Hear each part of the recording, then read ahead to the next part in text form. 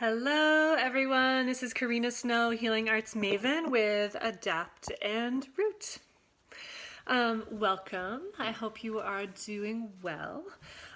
So this is week 2, and we have 2 main parts to your lesson this week. The first part, we're going to talk some more about beliefs and blocks, and you're going to have some internal work to do.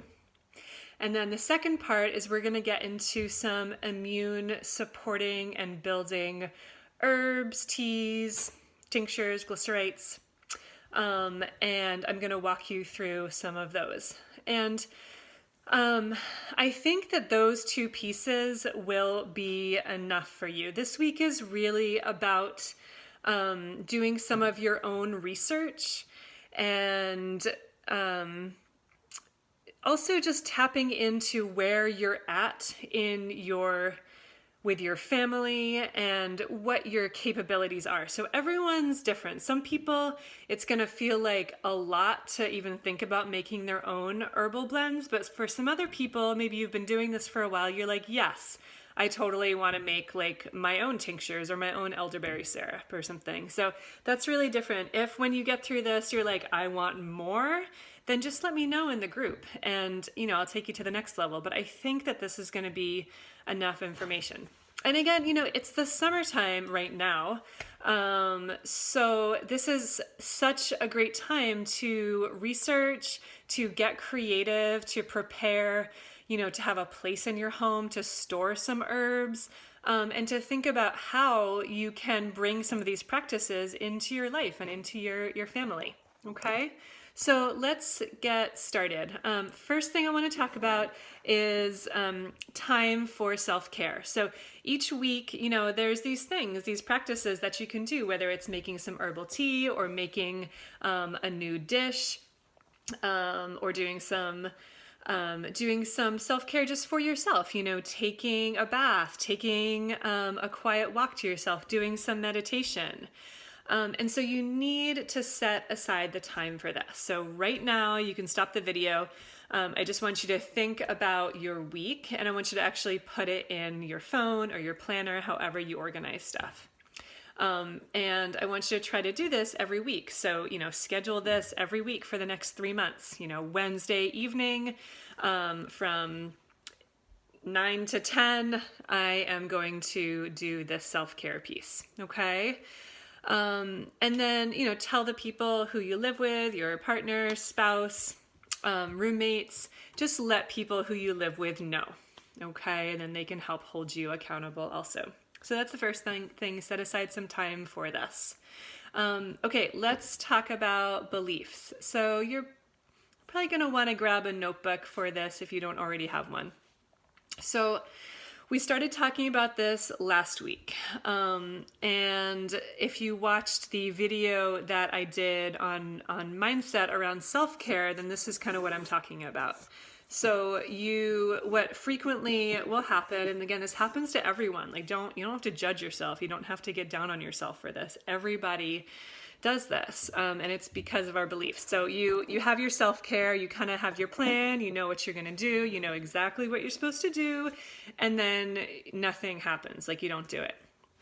And so this is usually because of a belief that we have in our minds. And so here's the exercise. Here's what you're going to do. So step 1, you're going to make a list of a couple of self-care tools that you are wanting to do.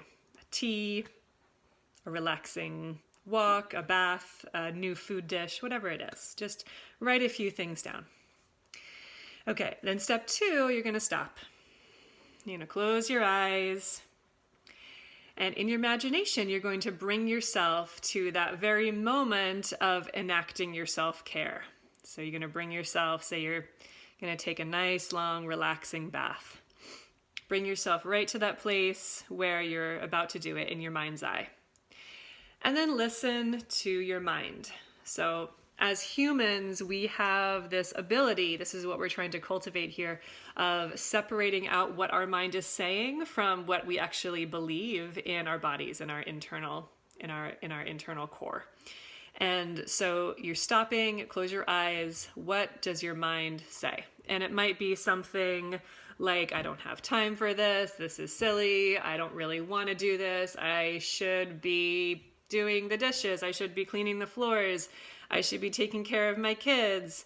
I should. And it'll come up with all of these shoulds. A lot of times for women, this is what comes up. But it's going to be separate for you, so don't let me put words in your mouth. You need to do this for yourself. Close your eyes. Notice what comes up. And then when you start to notice what comes up, you can write that down. So this is where we get into this exercise of my mind says. We are separating out what your mind is saying from what you yourself in your core is believing. My mind says I don't have time to take a long, relaxing bath. What else comes up?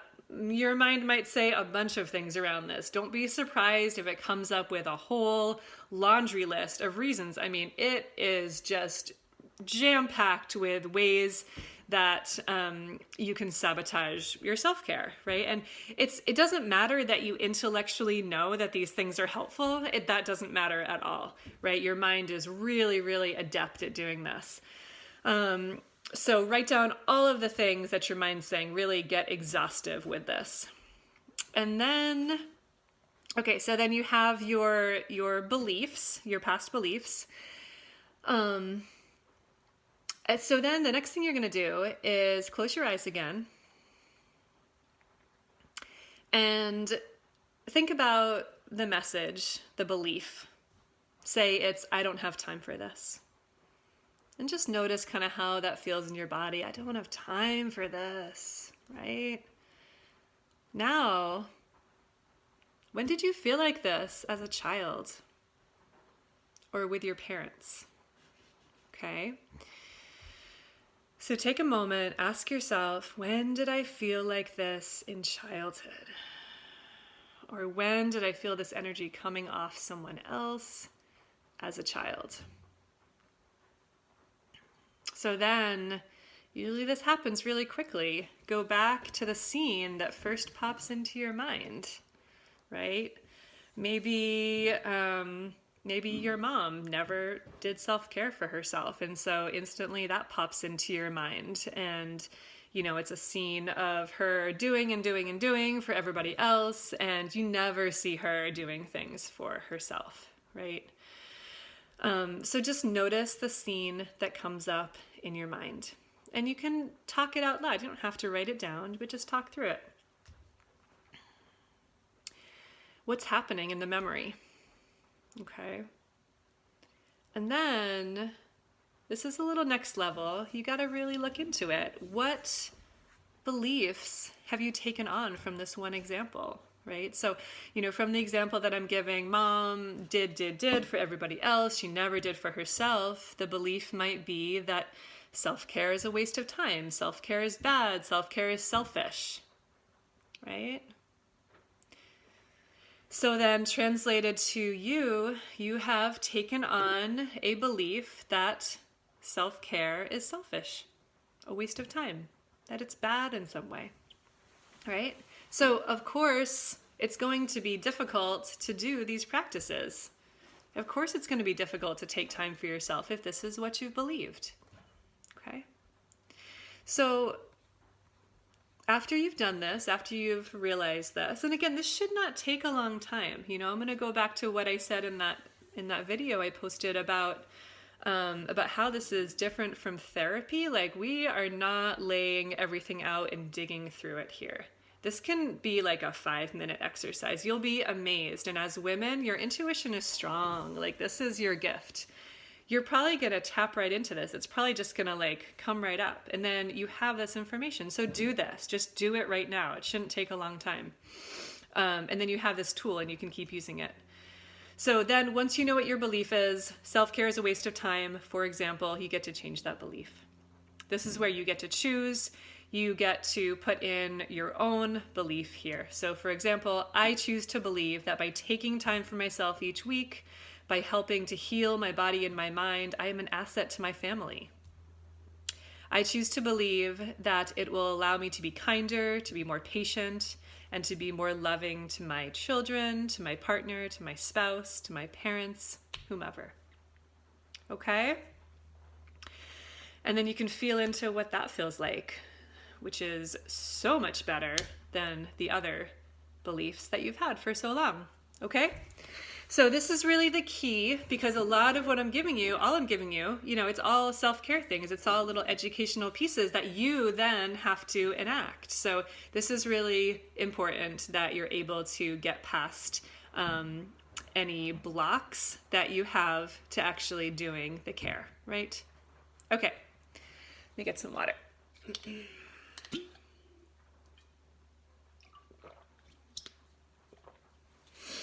Okay, if you have questions about this, just hit me up in the group and tag me. Okay, I'm happy to go through this with you. If this isn't making sense, if you're not feeling it, just ask the question in the group and tag me, and I can coach you through this. Okay? Okay, so last week you went through some blood building foods, a little herbal information, some practices. We talked about vitamin D, talked about iron. That stuff is so foundational and such a great thing to kind of build into your self-care healing repertoire. This week, we are going to talk more specifically about herbs and some supplements. And okay, so let me just get to the right place here. Okay, so first thing I want to say is that herbs are really just kind of supercharged foods, right? They're just kind of medicinal foods. You don't have to think about herbs as like this other, like this, it's not a drug. It's not a specific extract that's like going to affect your body in a negative way. All of these herbs that I'm going to talk about here are super gentle. And I think just thinking about them as food is really the best way to go about this. So we're going to start with herbal teas. So herbal teas are probably the easiest, most gentle way to get herbs into your system. But they're also not as strong as like a tincture or a glycerite or a syrup. So with herbal teas, I like to think about it more as a routine. So if this is something, if tea time is something that you enjoy, and you want to do regularly with your family, especially it's easy with adults, but if we're talking about working with children and actually getting them to drink teas, you kind of have to do this regular thing. So just before we get into the herbs, a couple ideas here. So if your children go to school, you can have tea time right after school. It's a great time to come home, you have a snack, and you make some tea. You can also do it right after dinner or right before bed. Okay? A lot of times talk a minute about children. With children, I just go with a palatable approach, and I've done this with foods also. From the get-go, we've added things like maple syrup and honey to a lot of foods that they wouldn't normally enjoy. So things like beans, we'll make like honey or maple beans, and it really helps them eat them. And definitely for herbs, you're gonna want to add honey to a lot of these. Some kids are funny. They like sour flavors. They like spicier flavors. They like bitter flavors. And so, you don't have to assume that your child is going to need it super sweet. I know with one of my boys, one of them, if it just even has a little bit of sweetener in it, it's too sweet for him. His tolerance to sweet isn't very high. And with the other guy, he can actually take stronger flavors. He can drink a strong ginger tea. He'll drink bitters. I mean, he'll make a face, but bitters are pretty strong. And he'll drink them. So it just depends on your child, but just know that you might have to moderate some of these a little bit. Okay. So herbal teas, couple ways to do this. So you can buy herbal tea bags. Traditional Medicinals is a really good one. And you can order them online, super easy, or you can get them from your natural food store. I like to stock up and get a bunch of different ones just to have some variety. With tea bags for children, one tea bag is plenty. But if you want to make, I'll talk about infusions. If you want to make a stronger infusion tea for yourself, steeped 20 minutes or longer, and you just want to use tea bags, I would use two to really get some potency from it. So again, traditional medicinals is a great place to start, and you can totally use tea bags. If you want to use bulk herbs, there's a couple other ways to go. So you can purchase ready blended bulk formulations, and you can get them from like Mountain Rose Herbs is a great resource. You can also look on Etsy. There's a bunch of herbalists on Etsy that sell herbal tea formulas, and you can experiment with some of those. You can go, if you have a local natural grocery store, you can see what they have there. You can look around to local herbalists. I know here in Vermont there's a bunch of local herbalists just right around here. You can order from small herb shops all over the country. So there's lots of different ways to do this. There's a lot of really awesome herbalists right now that are making small batch, really high quality, just teas or tinctures or glycerites or salves or something. I will create a list of some of the ones that I know of, and I'll provide that for you, in this next week, because I really enjoy that. I think it's really fun to support people in that way. And I make some stuff myself, but I don't have a full herbal apothecary here at all. So I really rely on people around me to do that, help me with that. Okay, so that's one way to go. The other way to go is to blend your own herbal teas. And this is great if you're looking for a project through the fall, especially if you have children and you're looking for something kind of fun, pretty easy to do with your kids. This could be a really nice project. And so what you're going to do for this is I would find some recipes, because for blending herbs, what I find is that if you don't know anything about the herbs going into it and you just put a bunch of herbs that are all kind of immune building together, it might not taste that good. And so if you go with a recipe, and doesn't have to be specific to that recipe, but if you go with one, then the amounts they'll already know the amounts that are going to work. So I'm just going to show you a couple books. So, Rosemary Gladstar is she's like the grandmother of Western herbal medicine. And this is, it's a great book to have if you're interested in starting to make some of your own things at home, from teas to salves, tinctures, glycerites, lots of self-care stuff. So this is a nice one to have. And then I picked this up last year. This is called Healing Herbal Infusions. And I really love this book. It's a lot of teas, but it's also things like fermented red onion and thyme and honey, which is super easy. This is an elderberry, ginger, and cinnamon honey. So these are super easy things. I mean, making an infused honey, all it takes is just getting some raw honey and then adding the herbs to it, capping it, and storing it for 4 to 6 weeks. And then you just strain it out. I mean, this is very simple. And then they talk about things like oxymels, which are so delicious, and they're herbs blended in raw honey and apple cider vinegar. So this is a really, really nice book. I love this one. Okay, so herbal teas. And then, this is kind of obvious, but for an herbal tea, if you've made your own or you're using bulk herbs, you just use like a little scoop at a time. It doesn't have to be a lot, maybe like a tablespoon of herb. And you can just steep it for, anywhere from 5 to 15 minutes. And then again, for children, you're usually going to want to add a little honey to this. Okay, so let's talk about a few herbs that are great for everybody and just supportive for your immunity. And I guess just one other thing before I go into the herbs, we're talking today about general immune building. So this is what you would do now in the summer, in the fall, but it's not what you do necessarily if you feel like you're getting sick or if you're in the throes of sickness. Like that's different. I think immunity gets kind of lumped together all in this one big cauldron. And there's really a few different parts. So listen up for just a second. So there's immune building, and that is any time of the year. This is making your system stronger, more resilient, and that's a lot of what we're talking about in this course.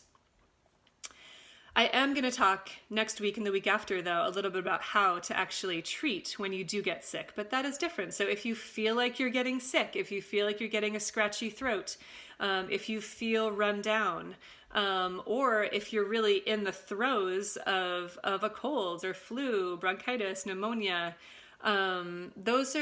that's a different time. And although there is some crossover with some of these teas, something like chamomile or catnip tea, elderberry tea, you can take anytime, right? Anytime. But there's going to be additional things that if you're just about to get sick, or if you're already sick, you're going to want to add those things in, okay? So right now, this is just daily stuff to build your system. Chamomile. Peter Rabbit's mom's remedy. Chamomile is wonderful. It's a great herbal tea. This can be a daily herbal tea. You can add other things to it like catnip, like lemon balm, but it's fine by itself too. The one thing with chamomile is that it does get bitter if you steep it too long. So when I talk about infusions, which is 20 minutes or longer, I wouldn't infuse chamomile in this way. So chamomile is gentle, it's relaxing, it moves the digestion along a little bit. So if you have children, really this is great for all children, but if you have kids who have a tendency towards tummy troubles, or if they're a little bit on the anxious side, like one of my children, chamomile is a great daily remedy for them. Okay, and just a tea, simple tea. A couple herbs that are nice to add to chamomile. Chamomile, the taste is okay. It's not great. So I would add lemon balm is lovely. And rose, a little bit of rose is really nice. And it's like the dried rose petals if you're making your own again. And another one is catnip. Catnip is really lovely for children. So let's talk about that. Catnip is similar to chamomile. It's relaxing. It's also very comforting. I really like this for mothers, for women, and for our children. It has just a really nurturing effect. And I don't find it to really be sleepy at all. Chamomile can sometimes be a little on the sleepy side, but for most of us, for adults who are usually a little too wired, I don't think it really has that much of an effect. So catnip is really nice too. Lemon balm is another great one. A lot of time lemon balm just grows as a weed in our garden, or you can buy a little pot of it and just have it outside. And then you can just pick the fresh leaves and just steep them in hot water. But it's also really easy. You can buy tea bags of it. You can buy a little loose leaf tea. Lemon balm you can infuse for longer. It doesn't really get that bitter. And the great thing about lemon balm is that it's anti-inflammatory. So I have used this. A couple years ago, I was trying to figure out some skin stuff on my face where my skin would get red and flushed. And whenever that happened, I think I realized it was chocolate that was doing it, unfortunately. Whenever that happened and I was still eating the chocolate, I would do a really strong batch of lemon balm tea, and it was inflammation that was showing up in my face. It would take the redness and take the inflammation down. So lemon balm is really excellent. If you have children or you yourself get disrupted in your belly, like if food tends to cause you to have either constipation or diarrhea or just give you some cramps, lemon balm, some chamomile, a little catnip, perfect. And this is just a daily tea tonic. Other ones that are nice, hibiscus. So Hibiscus is really high in vitamin C, and it's sour. If you're if you're taking certain medications, you might just want to check with this because it does have an interaction with our blood pressure. But in general, hibiscus is really lovely, and I find that it knocks down the stress level quite a bit. So like where hibiscus really shines is in an iced tea, I find. So you can brew a nice iced tea, you can keep it in the fridge, you can make ice cubes out of it, put it in the freezer. If you want your kids to have more vitamin C on a regular basis, you could do this thing with like making a really strong infusion of it and then pouring it into ice cube trays, and then they could just put an ice cube in their water. It's kind of a fun thing. I know my kids right now are obsessed with ice cubes. So another one that's really nice, of course, is elderberry. And usually we use elderberry in syrup. It works really well as a syrup, but you can also use it in teas. So if you purchase like a traditional medicinals tea bag blend, there are some cold care ones that have elderberry in it. They might have elderberry, and they might also have the elderflower in it, which is just the flower before the berry forms, which is actually, it's a really lovely herb. It's very gentle, and it has similar benefits to the elderberry. Elderberry works well in a decoction. So because if you think about, if you're wondering what to steep for longer, you can think about some of these herbs that are a little thicker, either a berry, if it's a root. These are going to work well as a decoction, meaning 20 minutes or longer. If it's a leaf or a flower, that just usually needs about 5-10 minutes of a steep. Okay, makes sense. So echinacea is another one, and I don't put echinacea in tea all that often, but you definitely can, and it comes up in those traditional medicinal blends. There's an echinacea plus that's good. If you want to do a strong decoction of that, you can put 2 tea bags in a big jar of hot water and just leave that even overnight if you want something strong for the next day. Okay. Okay. Also, Rose Mountain Herbs is what I mentioned for buying if you want to buy like a bunch of bulk bags of herbs and blend your own. They also have an echinacea and elder tea, so it's already blended, and this is all in the notes. Okay, you don't have to write this all down. Rose hips. Rose hips are awesome. So rose hips are super, super high in vitamin C. They're an antioxidant. They're anti-inflammatory. They're strong. You don't need a lot. So it's like a little sprinkle added to another tea with chamomile, with elder, with elderberry.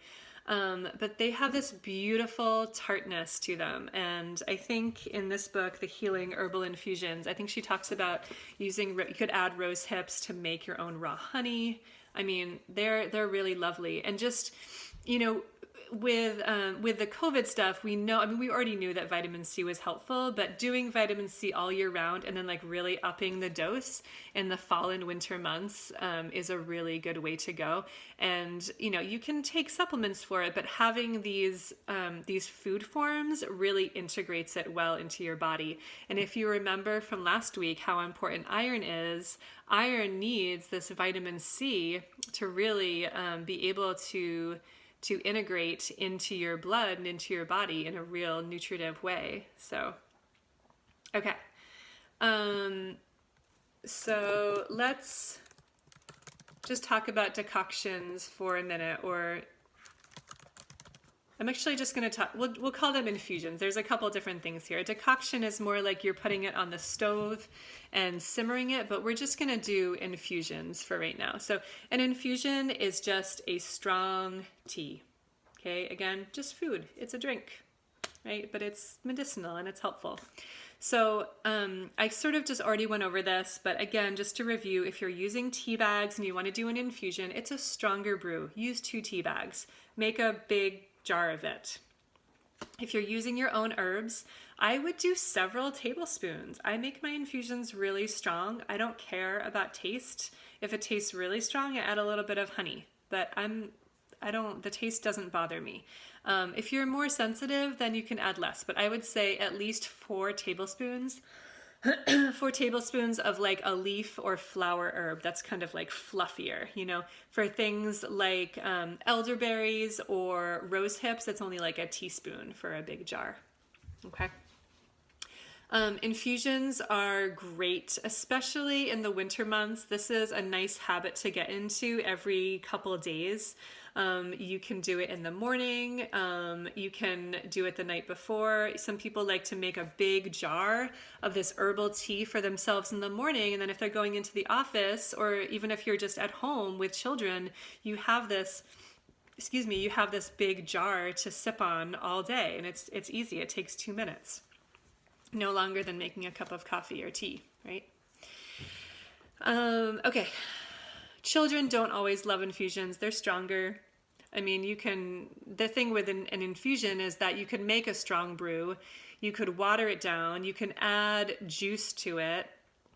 I think I mentioned like those juices you can get at the natural food store that are like just cherry or like just blueberry. Those are awesome. They're so strong and have so much in them. I'm using the just cherry right now to help with building my own blood, and I really like it. Like I'll have some mixed with just some water after I go biking, and I feel really good. I feel like it's actually really helping. But for kids, those are great.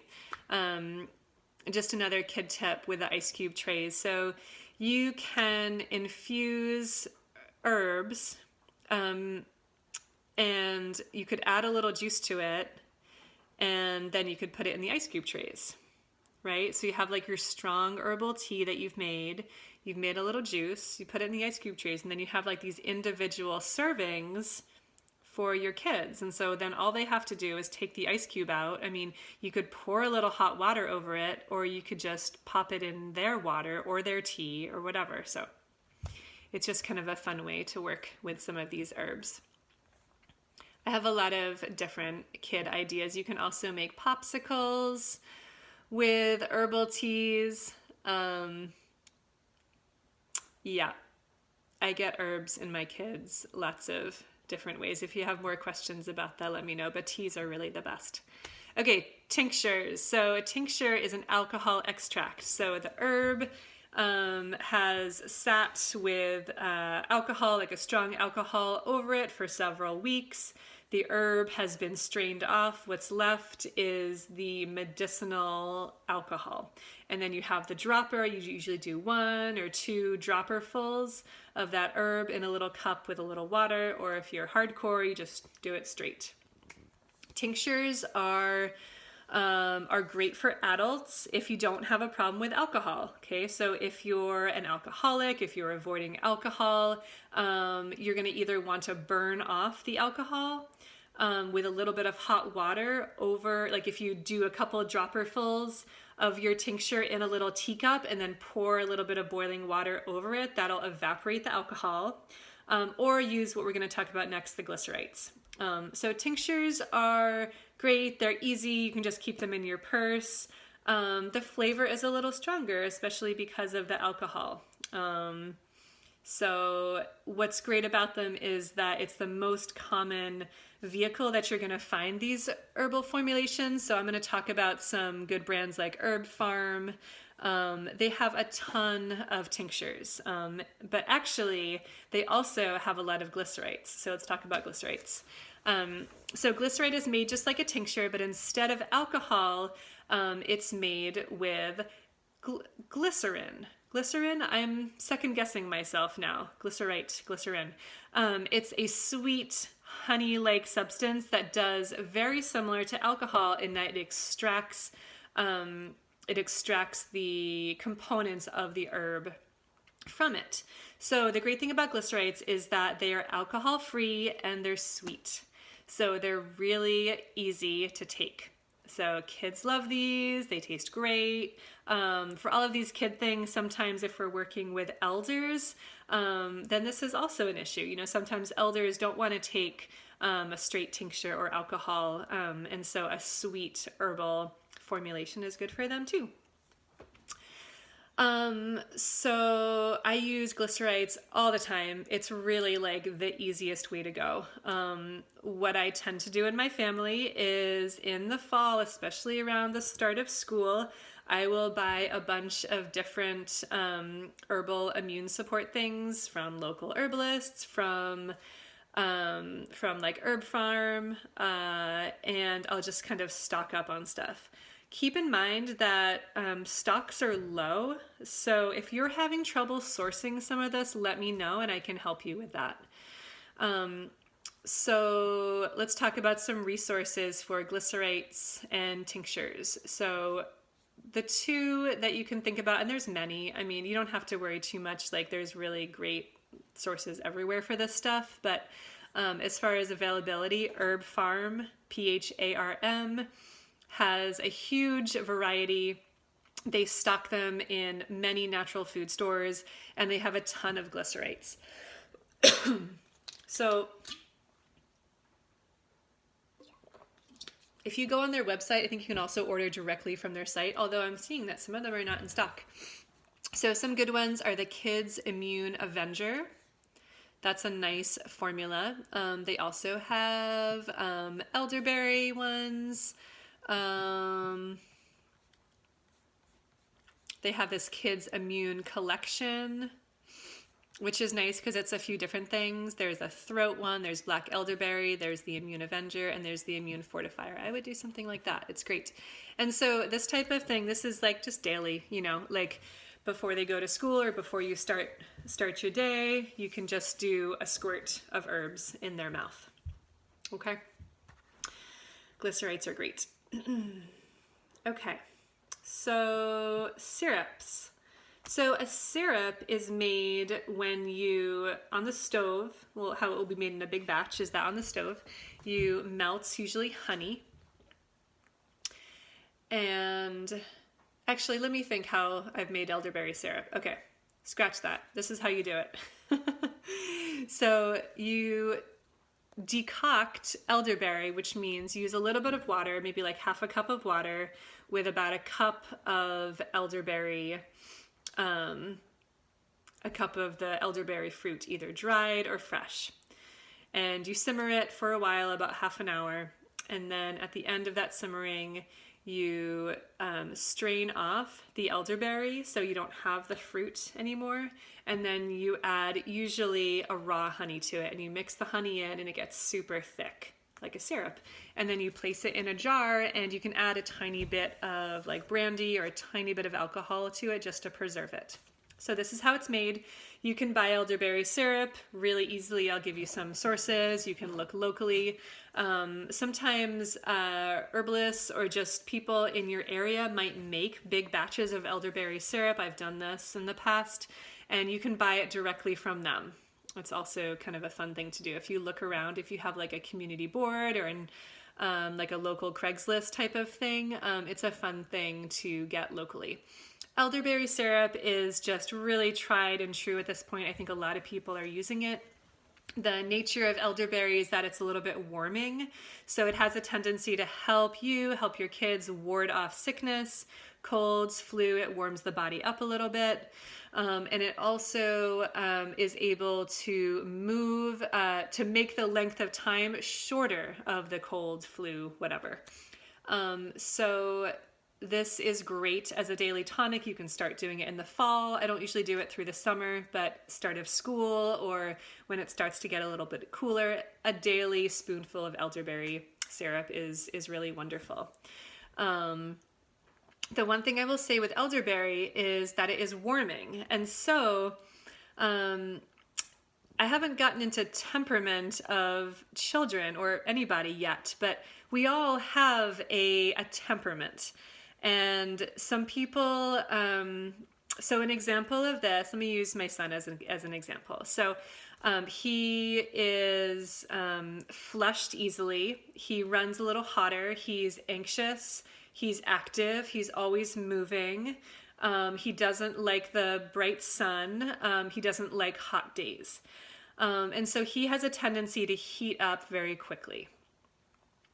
Another type of child might be a little more slow moving. They might get colds very easily. They might always be sniffly.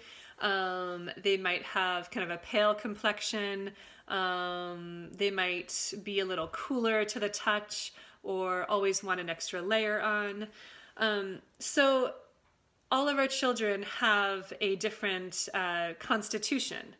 And for a child who is warm or hot or fiery, and you know if you have a child like this, like it's usually obvious, then elderberry can be a little too warming.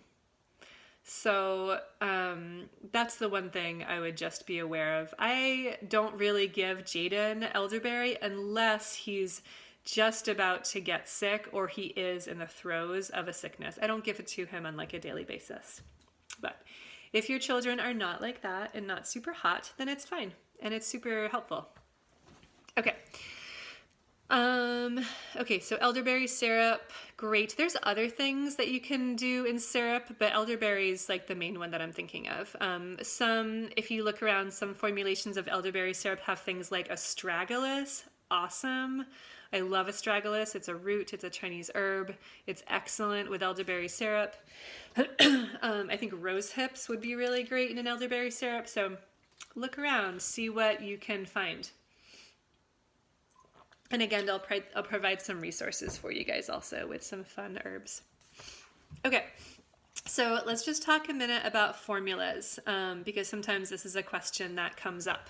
So a single herb, either as a tincture form, as a glycerite, as a tea that you make in an infusion, that's a single herb. A formula just means anytime you have two or more herbs combined, or sometimes they're combined with a supplement. So formulas are great. I use mostly formulas with clients, with myself, with my family, because it allows multiple sources of herbs to kind of come together. And a lot of time herbs work synergistically. So the end effect is actually greater than if you were just taking one herb at a time. Like if you just take echinacea, echinacea, it's like you're just getting this kind of like narrow path of immunity. But if you take echinacea with other things, elderberry, with some rose hips, then you're getting this like really broad spectrum that I really appreciate. So formulas are great. Let me just give you a few options. So Herb Farm has a daily immune builder. That's a tincture or a glycerate. That's a great formula. That's, a great place to start. Another company I'm going to tell you about is Wise Women Herbals. This is a great company. I think you can order their stuff online. They have something called an immune glycerate.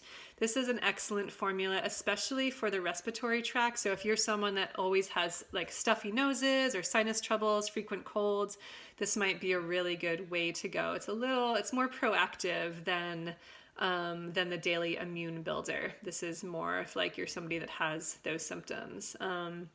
And let me know, ask me and tag me in the group if you have questions, if you want me to help you create like a few ideas for your home medicinary. I am happy to do that. I love this stuff.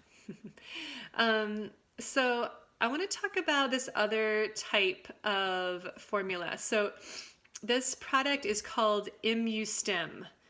And this is a supplement and it's a glandular. And this is a realm of supplement that actually has a small piece of the gland of the animal. I think they use, I don't know if it's cow or pig, but it's actually a small bit of I think it's their lung. I'd have to look it up specifically.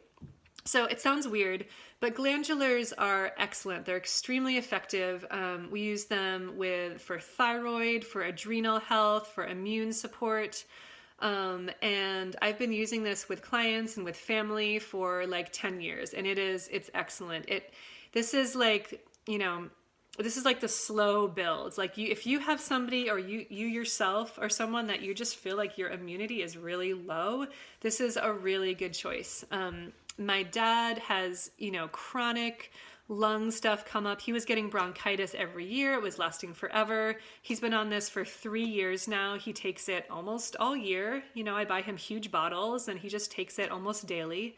And he doesn't get bronchitis anymore. And I can tell like he's more fortified.